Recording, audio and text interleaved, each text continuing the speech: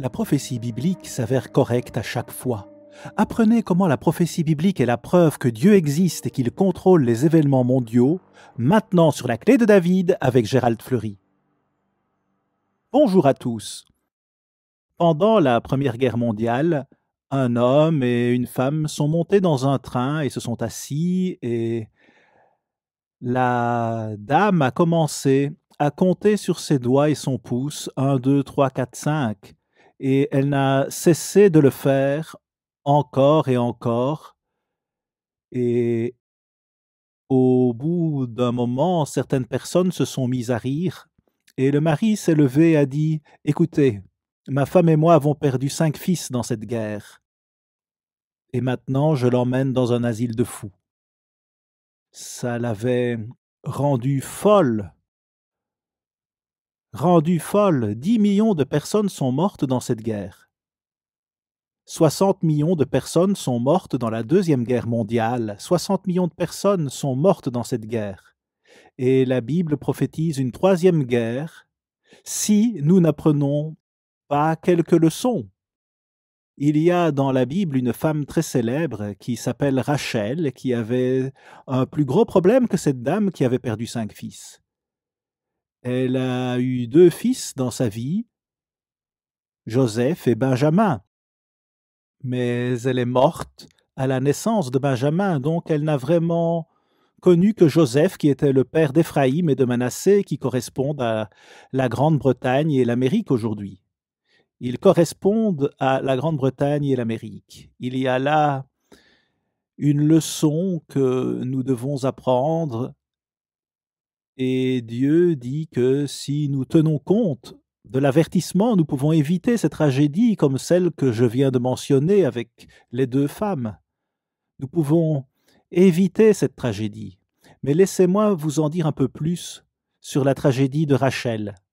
Dans Matthieu chapitre 2, versets 17 et 18, je ne vais pas vous les lire, mais je vais simplement les paraphraser. Il est question de Rachel et de la vie du Christ. Et Matthieu écrit à ce sujet en citant Jérémie, qui a parlé de Rachel, qui avait cette lamentation, ces pleurs et ce deuil. Et elle ne pouvait pas être consolée parce qu'elle avait perdu ses enfants. Ils ne sont plus, en parlant de toute une race de personnes, certainement en nation. De quoi s'agit-il? Jérémie 31, versets 15 et 17. Lisons cela dans Jérémie. Ainsi parle l'Éternel. On entend des cris à Rama, des lamentations, des larmes amères. Rachel pleure ses enfants. Elle refuse d'être consolée sur ses enfants, car ils ne sont plus. Et Dieu continue en disant, dans la dernière partie de cela, il y a de l'espérance pour ton avenir. Il y a de l'espoir. Et vous pouvez être réconforté si vous comprenez la fin de tout cela. Si vous avez la vision pour voir au-delà du présent. Et il est question ici de 3 nations d'Israël. Il y a en effet plus de 100 prophéties qui parlent de cet avertissement de la fin des temps qui tournent autour de la seconde venue de Jésus-Christ. Et Dieu dit que les personnes qui tiennent compte de son avertissement et transmettent ce message au monde seront protégées de tous les troubles, des problèmes violents que nous voyons dans le monde d'aujourd'hui. Les disciples de Jésus-Christ étaient préoccupés par la fin de l'âge et ils l'ont interrogé à ce sujet et le Christ leur a répondu ceci à propos d'une prophétie dans Matthieu 24 et au verset 22. Et la traduction Moffat dit « Si ces jours n'avaient pas été abrégés, pas une âme ne saurait sauver vivante. » La traduction Phillips dit « Oui, si ces jours n'avaient pas été abrégés, aucun être humain ne survivrait. » Ce sont des différentes traductions. Une autre ici, la traduction New Living, le rend de cette façon. En fait, à moins que ce temps de calamité ne soit abrégé, la race humaine tout entière sera détruite. Toute la race humaine. Je veux vous parler aujourd'hui de comment la prophétie est la preuve de Dieu. La prophétie est la preuve de Dieu. Or, ce que je viens de vous lire dans Matthieu 24, verset 22, a été réellement prophétisé il y a environ 2500 ans. Et Jésus-Christ l'a prophétisé il y a 2000 ans à peu près. Et il est question de grandes nations en proie à des difficultés et des problèmes presque indescriptibles. C'est vraiment, si vous regardez cela, une menace d'extermination de l'homme par l'homme lui-même. Et c'est vraiment un signe irréfutable que ce que Jésus-Christ a dit était la vérité et était la preuve de l'existence de Dieu. La preuve de Dieu. Or,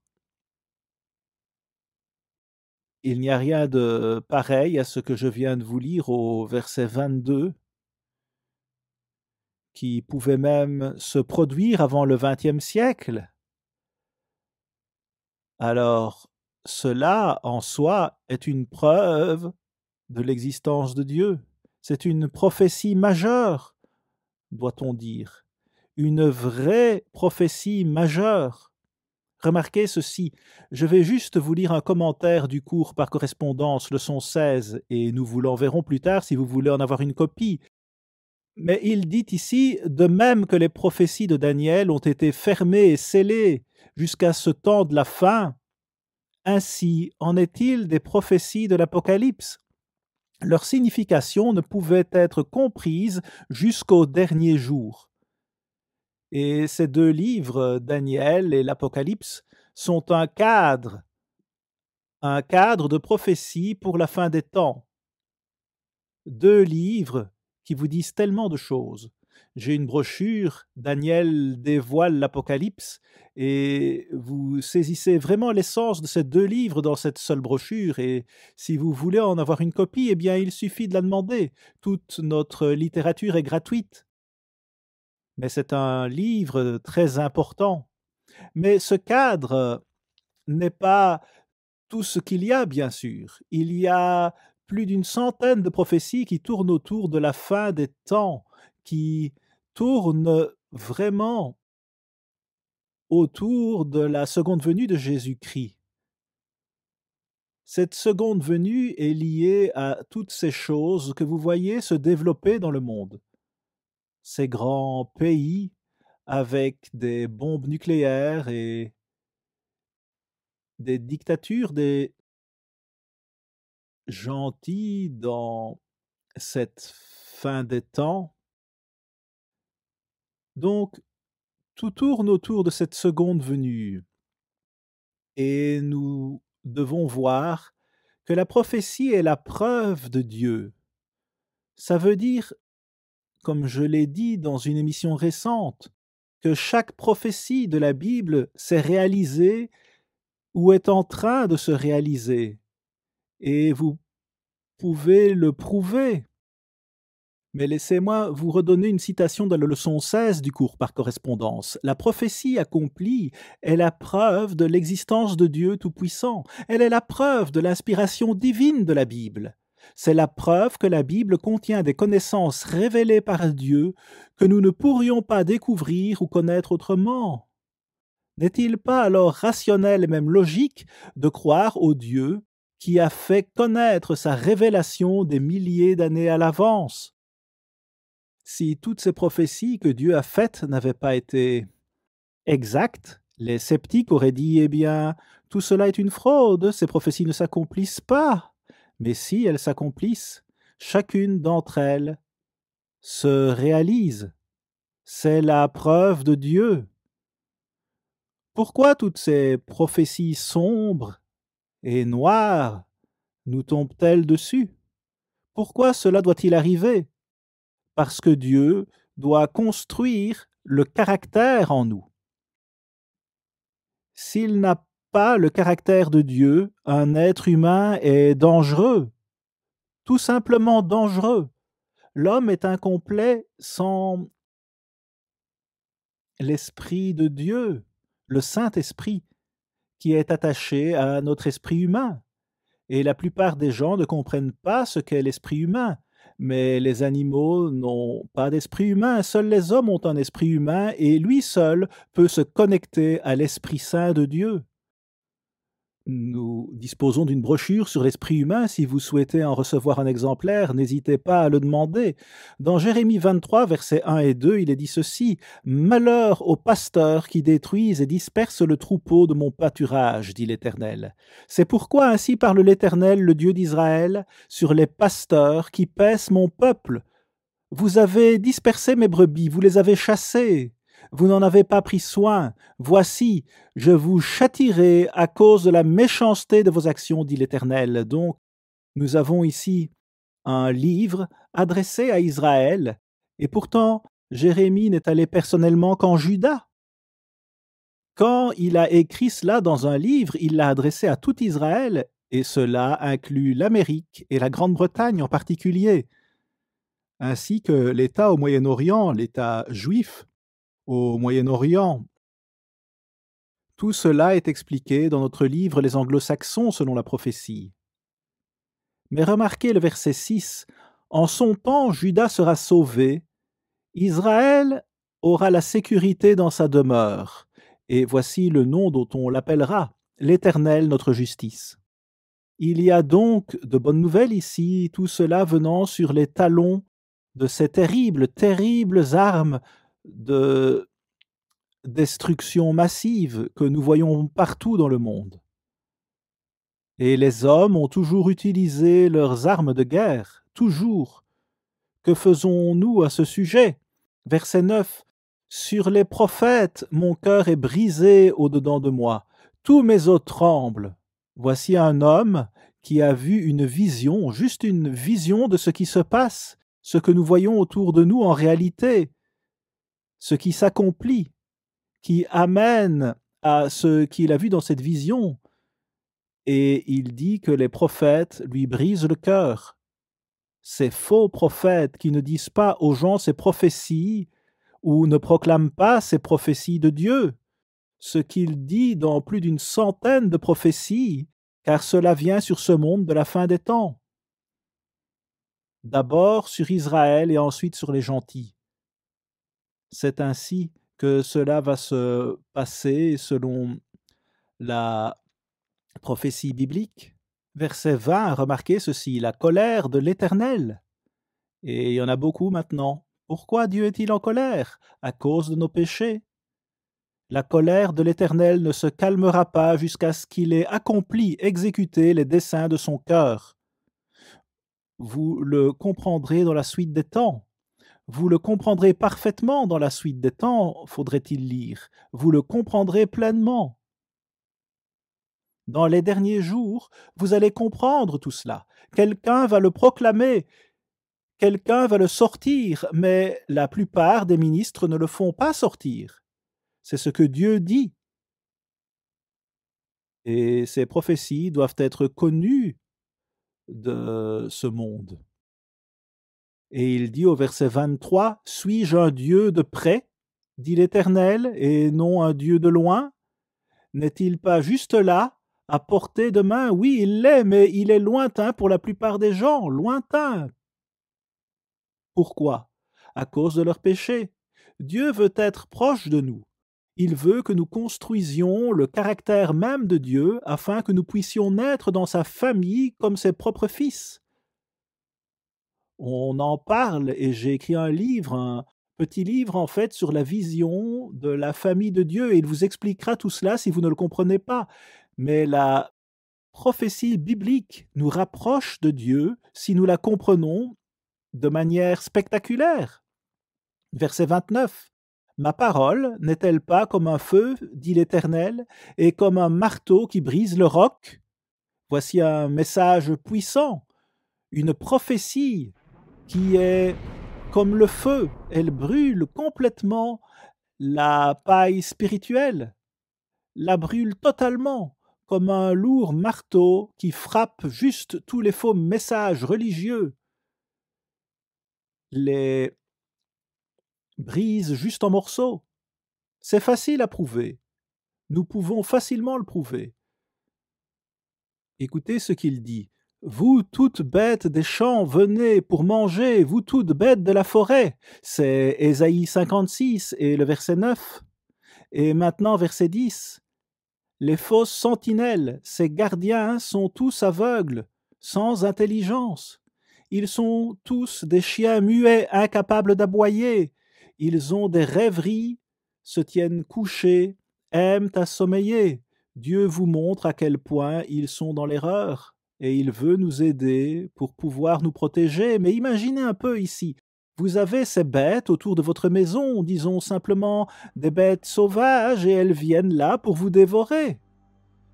Si vous pensez que c'est plutôt mauvais avec certaines de nos nations ennemies, et nous en avons beaucoup, eh bien Dieu dit que ces bêtes viennent pour vous dévorer. C'est pire que vous ne le pensez si vous n'avez pas la protection de Dieu. Mais même les sentinelles, les chiens qui sont là, il les compare à des chiens. Ils ne vont même pas aboyer avec toutes ces bêtes autour de la maison qui viennent pour dévorer les gens à l'intérieur. C'est la méthode qu'il utilise pour expliquer cela dans la Bible ou qu'Ésaïe utilise. Mais pensez à ce que Dieu dit ici. Il dit qu'ils sont comme des chiens muets. C'est à quel point ils sont sans valeur pour Dieu. Et il parle de beaucoup de gens. Est-ce qu'il parle de moi? Eh bien, vous devez le prouver. C'est votre responsabilité. Mais vous ne pouvez faire confiance à aucun homme. Vous pouvez faire confiance seulement à Dieu. Jérémie 17 et le verset 9 dit que l'esprit humain est trompeur par-dessus tout et désespérément méchant. Est-ce que nous croyons vraiment cela? Savez-vous pourquoi nous vous mettons en garde et pourquoi nous diffusons ce message? À cause de ce que Dieu dit ici et ailleurs. Nous devons diffuser le message de Dieu et dire aux gens de ce monde ce qui va arriver s'ils ne se repentent pas de leurs péchés. Et ils le pourraient l'arrêter. Ils le pourraient en effet. Mais rappelez-vous ce que Dieu dit des ministres qui ne préviennent pas le monde de ce qui va arriver. Remarquez le verset 8 d'Ésaïe 30. Va maintenant, écris ces choses devant eux sur une table et grave-les dans un livre, afin qu'elles subsistent dans les temps à venir éternellement et à perpétuité. Ce temps à venir signifie les derniers jours. Plus de 100 prophéties parlent des derniers jours et il a écrit cela dans un livre pour les derniers jours. Remarquez Habakkuk 2 et le verset 3, il dit « Car c'est une prophétie dont le temps est déjà fixé. Cela signifie les derniers jours. » Il vous le dit même dans le verset. Elle marche vers son terme et elle ne mentira pas. Si elle tarde, attends-la, car elle s'accomplira certainement. Voulez-vous entendre ce que Dieu dit qui vient dans la prophétie? Eh bien, voici la réponse à cette question. Oui, en effet, il le fait. Il y a plus de 100 prophéties de la fin des temps qui parlent de ce même sujet dont je parle aujourd'hui. Tout tourne autour de la plus grande bénédiction et vérité que vous puissiez entendre en ce moment. La seconde venue de Jésus-Christ, Dieu est sur le point d'apporter la paix, la joie et le bonheur sur cette terre, juste après tous ces problèmes dont nous parlons. Et nous ne devrions même pas les traverser si nous tenions compte du message d'avertissement de Dieu. Nous ne devrions pas le faire. La leçon 16 du cours par correspondance parle de ces 100 prophéties et vous donne un contexte pour un grand nombre d'entre elles. Remarquez Ésaïe 29 et le verset 13. Bien sûr, tout cela est double, c'est pour l'Église de Dieu dont la plupart se sont détournés. 95% des gens dans cette fin des temps ne veulent pas prophétiser pour Dieu. Mais cela leur parle. C'est l'Israël spirituel, mais cela parle aussi à l'Israël physique et à 3 nations en particulier. C'est ce que nous expliquons dans notre livre intitulé Les Anglo-Saxons selon la prophétie. Et le verset 14 dit: «C'est pourquoi je frapperai encore ce peuple par des prodiges et des miracles». Par des prodiges et des miracles. C'est Ésaïe 29, verset 14. C'est double aussi. C'est que cette œuvre merveilleuse et ce prodige sont déjà là. Et ils vont inaugurer la seconde venue de Jésus-Christ. C'est de cela qu'il s'agit. La meilleure nouvelle que nous puissions entendre, mais il y a de mauvaises nouvelles que nous pourrions éviter si nous tenions compte de ce que Dieu dit. Remarquez le verset 8 d'Ésaïe 30. Va maintenant, écris ces choses devant eux sur une table et grave-les dans un livre pour ce temps de la fin, afin qu'ils subsistent dans les temps à venir. C'est le temps de la fin, éternellement et à perpétuité. Une fois que cela sera arrivé, cette seconde venue, nous ne connaîtrons plus jamais, jamais ce que nous vivons aujourd'hui sur cette terre. Plus jamais. N'est-ce pas merveilleux? Et pouvez-vous imaginer l'ampleur de cette grande bénédiction? Oh, comme c'est merveilleux! Et nous devrions faire tout ce que nous pouvons aujourd'hui pour vivre de cette façon. C'est ce que Dieu nous appelle à faire et c'est certainement ce que font ses propres élus. Ésaïe aura été écrit en vain si nous ne faisons pas passer ce message. Mais voici le problème, verset 10 d'Ésaïe 30. Qui disent aux voyants, ne voyez pas, et aux prophètes, ne nous prophétisez pas des vérités, dites-nous des choses flatteuses, prophétisez des chimères. Ils veulent des choses douces, ils ne veulent pas de la prophétie de Dieu, ils disent même prophétisez des chimères. C'est bon, déformez-les. Pas étonnant qu'ils ne comprennent pas ce que Dieu dit dans ses prophéties, il ne révélerait jamais sa vérité à une personne avec cette attitude. Verset 11, détournez-vous du chemin, écartez-vous du sentier, éloignez de notre présence le Saint d'Israël. Ils vont même jusqu'à écarter Dieu de leur propre Église, le peuple de Dieu. Mais elle est aussi double, elle s'applique aussi aux nations physiques d'Israël. Et au verset 13, ce crime sera pour vous comme une partie crevassée qui menace ruine et fait saillie dans un mur élevé, dont l'écroulement arrive tout à coup en un instant. Tout à coup, en un instant, vous voyez, Dieu va nous avertir et bientôt cela vient soudainement et il dit qu'il peut avoir de la miséricorde, mais ensuite il dit qu'il est un Dieu de jugement, au verset 18. C'est un Dieu de jugement, il apporte le jugement avant la miséricorde. Il se peut que la miséricorde vienne, mais il y a un jugement ici. Et il continue en parlant de la façon dont ce sera dans le monde à venir, et tous vos enseignants seront là, et ils ne seront plus à l'écart dans un coin. Et si vous commencez à vous écarter du bon chemin, ils vont vous parler et vous aider à voir où vous vous trompez. Le monde entier va être enseigné par le Christ et ses élus, ou les prémices qui ont été appelés et éduqués dans ce temps de la fin. À la semaine prochaine, ici Gérald Fleury. Au revoir les amis.